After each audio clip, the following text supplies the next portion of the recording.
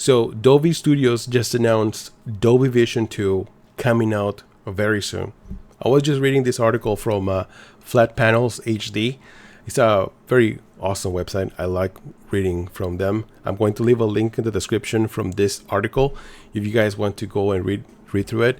It's very interesting. Dolby Vision 2. So first of all, Dolby Vision, if just in case if you don't know, Dolby Vision basically is a premium format of HDR or high dynamic range. The difference between HDR and Dolby Vision is that Dolby Vision is more like a dynamic. It changes scene by scene basis, and it'll adjust black levels, brightness, better colors, so you have to have a display that supports Dolby Vision, and you also have to have the content with Dolby Vision support in order for you to enjoy Dolby Vision. And same goes with HDR. But now Dolby Vision 2 is announced. So Dolby Vision 2 is basically what we already have called Dolby Vision IQ, which is a format that works with the light sensor that your TV has already built in, and it will adjust the image according to the ambient light from your TV. That's basically it. Automatic playback optimization and precision black, that's what they call. Rather than being optional, precision black, license, and automatic playback optimization will now be integral part of Dolby Vision 2 under so-called content intelligence umbrella. So I feel like they're just renaming or rebranding Dolby Vision. They call it Dolby Vision 2 under this content intelligence, which I've already seen this IQ, Dolby Vision IQ. Also adds sports and gaming optimization and authentic motion. So I guess they're going to optimize playback for sports and gaming, which I'm interested in that. There's already gaming, Dolby Vision for gaming option, which is available for Xbox, which works fine. And then this authentic motion. I don't know, Mike. There's already motion enhancements on TV, so I don't know why they're calling it now authentic motion.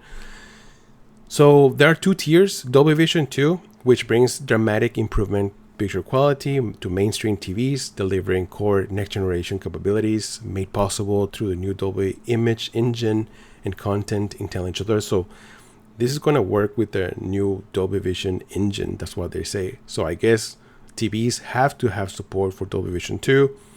And then there's also Dolby Vision 2 Max, which delivers the best picture on the highest performing TVs, adding additional premium features designed to utilize the full capabilities of these displays. So I guess the Max is going to be the new premium from Dolby Vision, which is crazy because Dolby Vision is already the premium format. So at the end, the article says, having tested what was previously called Dolby Vision IQ, Flat Panels HD is not entirely convinced that an approach like that takes the room's lighting conditions into account is always a good thing. It's not. It's not. It's the same thought that I had, because every time I have a new TV, one of the first things that I always say and recommend is to just turn off the light sensor, because you want to have full control of the brightness and darkness of your TVs. Now relying on those light sensors, I don't think it's a good idea, because sometimes they're just not accurate. Those sensors works if the light are hitting the sensors almost directly. But if you have ambient light, for example, ambient light right next to you that is not touching that light sensor, then the light sensor is going to think it's a very dark room. So it's going to make your image very dim, very dark. So I don't know. I guess they have to improve those light sensors on the TVs in order for this to work more properly. Hopefully, this is something Dolby has further improved with strict requirements for hardware implementation and content standards, as well as user options to turn it off completely. Yes, I hope there's an option to turn this off. We have yet to see Dolby Vision 2 demonstrated. So, yeah, this is something very, very new. We haven't even seen it in action.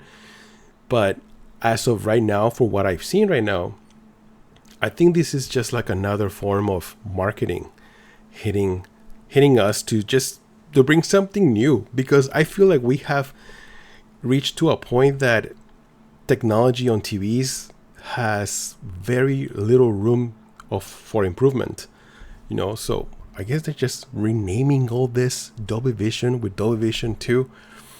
That is just what I think. Now, interestingly, here Hisense has launched, as is going to be the first launching partner. Dolby Vision confirmed that Hisense will be the first brand to incorporate Dolby Vision 2 into TVs, including LCD TVs with RGB mini LED backlight. So those RGB mini LED TVs, they're going to be, they look beautiful. I saw them at CES, and that technology, it's fantastic. I love it. I think it is going to be the next step. It is available right now, but I think it's only available on like large TVs, like 100 inches or larger TVs.